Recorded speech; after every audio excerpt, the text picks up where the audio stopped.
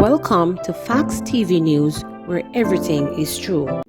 More houses set on fire in Kingston Central. More houses have been set ablaze in sections of Kingston Central. It's believed to be the work of arsonists. There are no reports of injuries. The building damage were on Tex Lane. Tuesday's early morning blaze followed similar incidents in recent weeks. On August 8, houses on James Street and Timothy Lane were affected. More than 30 people were left homeless. Residents reported hearing gunshots before the fire broke out. During a visit on August 9, Prime Minister Andrew Holness said the government would review the scope of the Zone of Special Operations zones currently in Parade Gardens to include the community of spoilers on the heels of the alleged firebomb attack. It was supported by the People's National Party caretaker for the constituency, Imani Duncan Price. Donovan Williams for the governing Jamaica Labour Party is the current MP.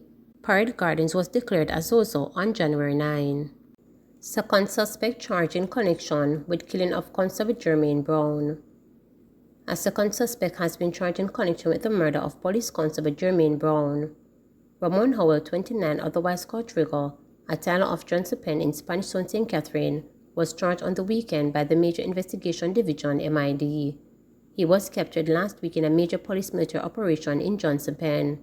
Another suspect, 19-year-old Giovanni Finley, of Paul Mountain in Kingston, St. Catherine, and Pelican in Discovery Bay, St. Anne, was charged in the case on August 4. Mr. Finley, who was on bail for a previous offense, was apprehended on July 29 when he appeared in court. Both men have been charged with murder and illegal possession of a firearm. On July 19, Constable Brown, who was assigned to the Spanish Town Police Station, was driving on St. John's Road when his car was ambushed and shot up by 3 heavily armed men. St. Anne Police launched Operation Leviticus. The police in St. Anne have launched Operation Leviticus, aimed at restoring law and order in Ocho and other towns and communities in the parish. The use of the name of the third book of the Old Testament, in which God established moral and purity laws, references the police division's intention to restore law and order to the parish. So far in 2022, St. Anne has set a 32% increase in murders from 31 to 41, 9% increase in shootings from 21 to 23, and a massive 85% increase in robberies from 33 to 61 compared to the similar period of the previous year. Those figures contribute to an 18% increase in crime overall so far this year. Acting Commander of St. Anne Superintendent David White said Operation Leviticus is already bearing fruit. White told reporters Monday evening that the operation began on Saturday and has resulted in several wanted persons being held. We are going back to look at specific areas in St. Anne dealing with the traffic management situation, our dead spots in terms of fatal accidents, White said. In the town of Ocho Rios, we'll ramp up operations in that space. It's going to be public order, so illegal vending on the sidewalk and such will be targeted.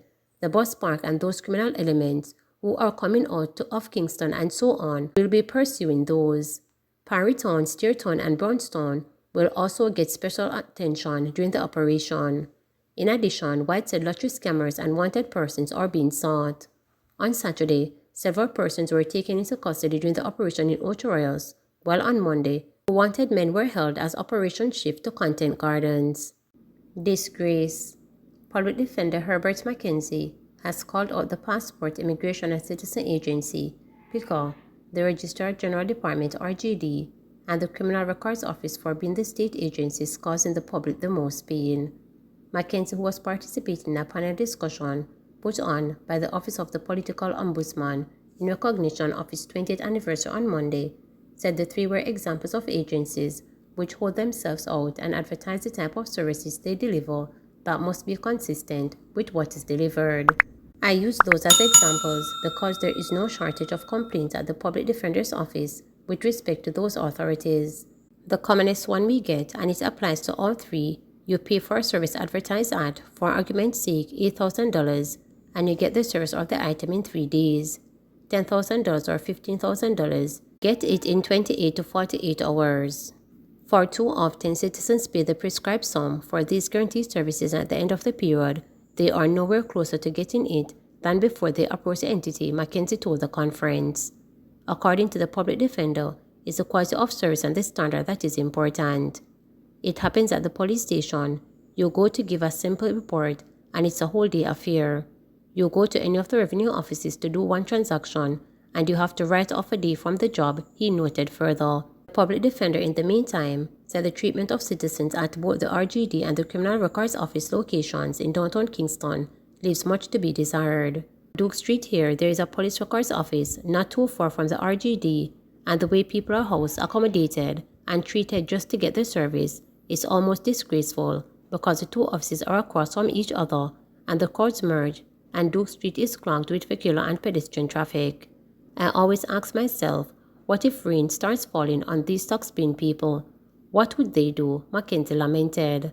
Said the public defender, every agency of government that dispenses a service, you can say that about them, standards is what we need. Just this month, Commissioner of Police Major General Anthony Anderson claimed that there has been less crowding outside the Criminal Records Office on Duke Street in downtown Kingston after improvements were made to its system of application and certification collection.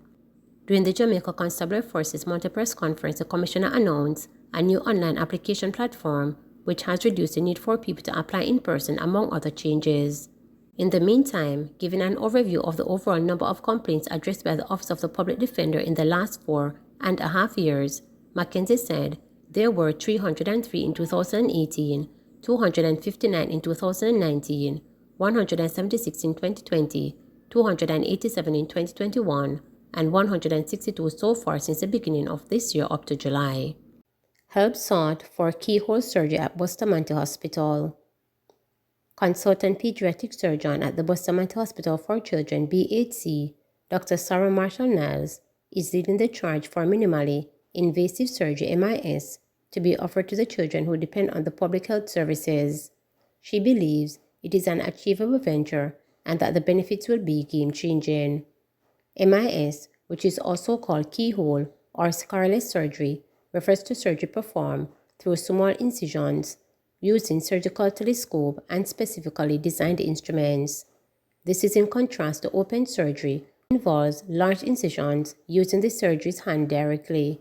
MIS is now routine practice in pediatric surgery centers worldwide and is offered to adults at many centers in Jamaica. The BHC is the only specialist pediatric hospital in the English-speaking Caribbean. With a bed capacity of 279, BHC caters to patients from birth to 12 years, providing a comprehensive range of diagnosis, preventative, curative, rehabilitative, and ambulatory services in pediatric medical and surgical specialties or subspecialties. The Bustamante Hospital caters to patients from across Jamaica and neighboring Caribbean countries. It is our vision at the Bustamante Hospital to be the provider of world-class medical services.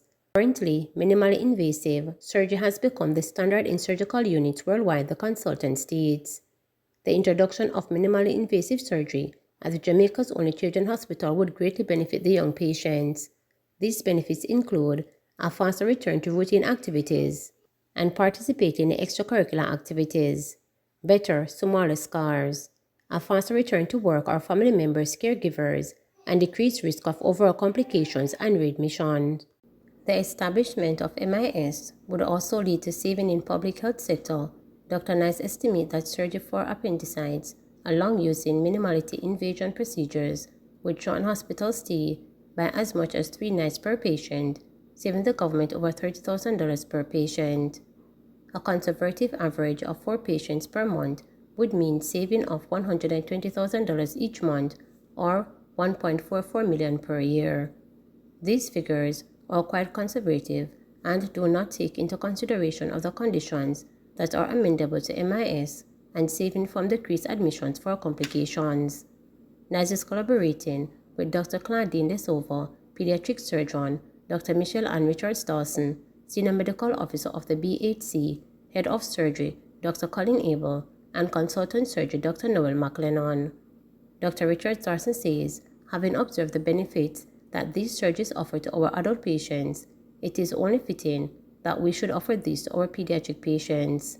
Our patients and their families would benefit immensely from the early recovery and early return to home and school. The desire of all parents is to not have big scars left on their children's tiny bodies and come true with the introduction of the MIS at the BHC. Heading the listing of procedures being targeted for this surgery is the appendectomy. This surgery removes an infected appendix and is the most common emergency surgical procedure performed at the Bustamante Hospital for Children. Another key procedure that will be done using this surgery is the removal of gallbladder. We will also be able to perform diagnostic surgery for trauma patients or for elusive illnesses where a diagnosis is uncertain and imaging cannot give answers, Dr. Niles says. This procedure comes at a cost of $16.1 million, or just about US $105,000, which is the amount needed to acquire the equipment. Ongoing costs for disposables and maintenance will not be significant. The saving that would be gained by this type of surgery and decreasing the length of hospital stay for the patient would overweigh among ongoing costs that this type of surgery would incur, she stated. Please remember to subscribe, like, share, and click the notification